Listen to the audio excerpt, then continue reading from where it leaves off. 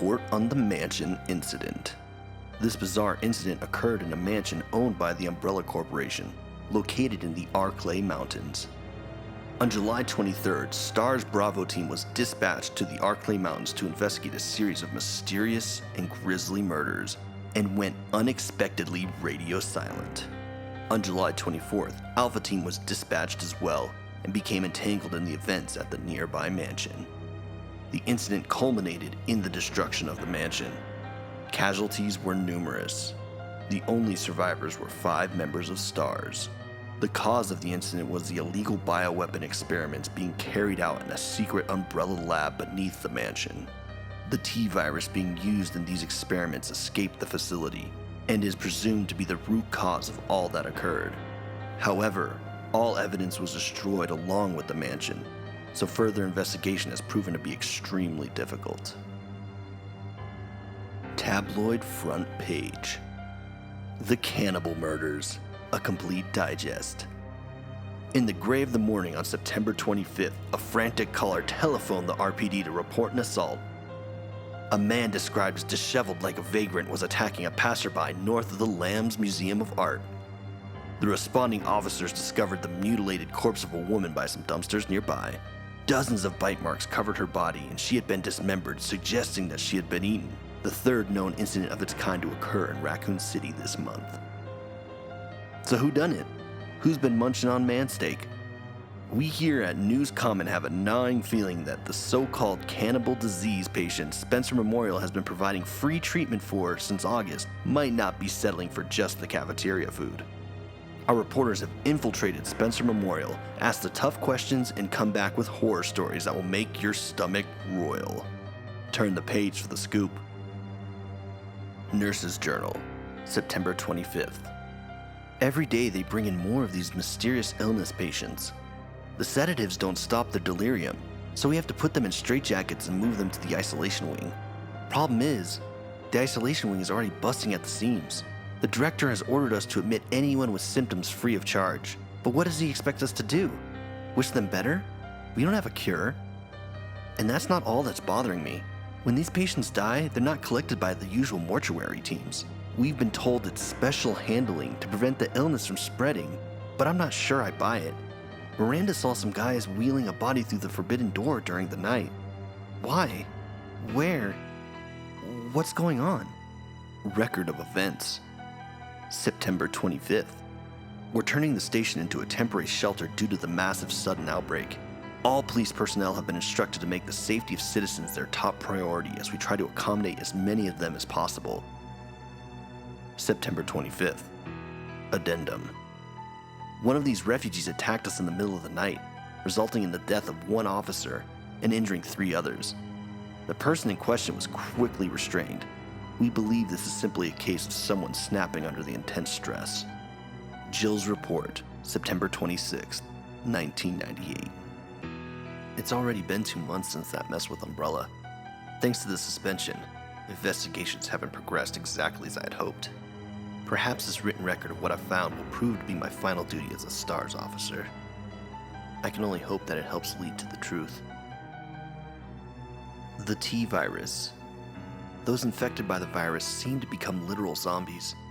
It appears to be communicable via several different avenues outlined below. Bite from an infected individual, allowing the mixing of bodily fluids. Contact with crows which have eaten infected carrion. Due to the strength of the virus, airborne infection cannot be discounted.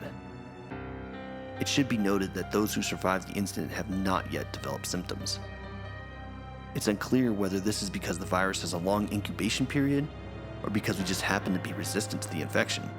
We ought to remain vigilant, even after this investigation period ends. As for me, aside from my minor difficulty sleeping, I seem to be in fine shape. Still, I shouldn't get too hopeful. After all, this could just be an extended incubation. Email outbox. Sender, Lucy N. Subject, disposal complete. Sent, September 26th, 2:35 a.m. Department in chaos after spread of infection. Multiple citizens taking refuge here are infected. All files related to you successfully disposed of, awaiting further orders. Record of events, September 26th. A mob attacked the station today, resulting in a number of casualties.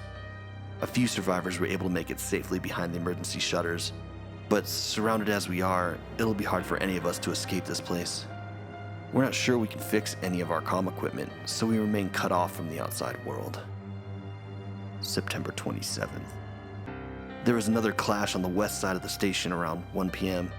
12 people died, and there's only a handful of survivors left. Everything is falling into a disarray in here. Signed, David Ford. Nurse's Journal, September 27th. Admitted over 20 mystery illness patients. Patients in the isolation wing exhibiting severe limb necrosis, fever, muttering delirium, and signs of hyperphagia. Possible infection? Tried every antiseptic. Still no blood work back from the research wing. Ask again. Dr. Young was bitten while treating one of the patients. We've disinfected the wound, but his fever won't go down. Nothing works. Meanwhile, the outpatient wing is complete anarchy. The patients are delirious and growing more violent by the minute. We've called in our off-duty staff. It's all hands on deck now. We've got to contain this chaos.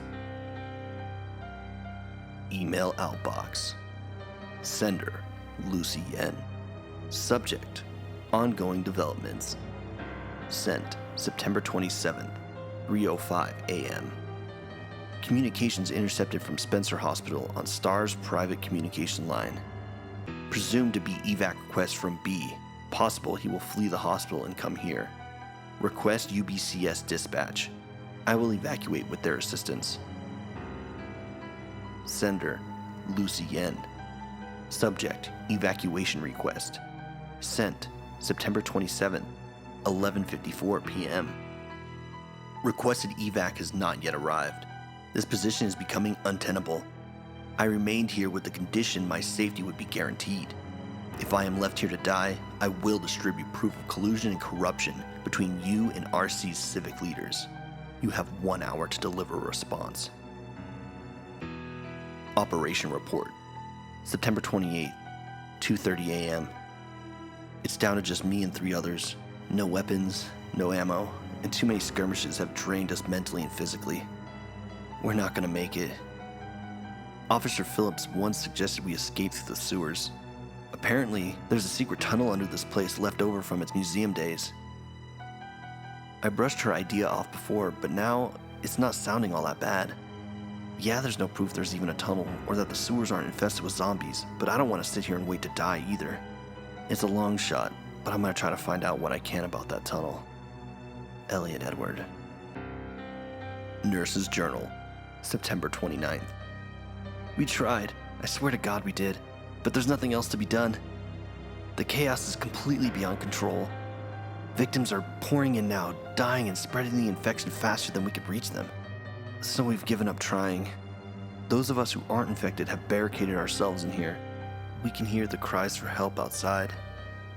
The screaming. But none of us will go out there, because it would be the end of us. I can't believe we've abandoned our patients. It's the worst sin imaginable for a nurse. I can't stop shaking. But I want to live. I want to live. 9 p.m. We heard a helicopter flying overhead and immediately started crying and hugging each other, thinking a rescue team was on its way. But then the sound grew distant, and all we're left with now is the moaning of the dead and the silent screams in our hearts.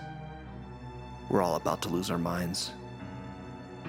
Dr. Young, Ariana, Miranda, Dakota. I'm so sorry I failed you. Something's coming. Help!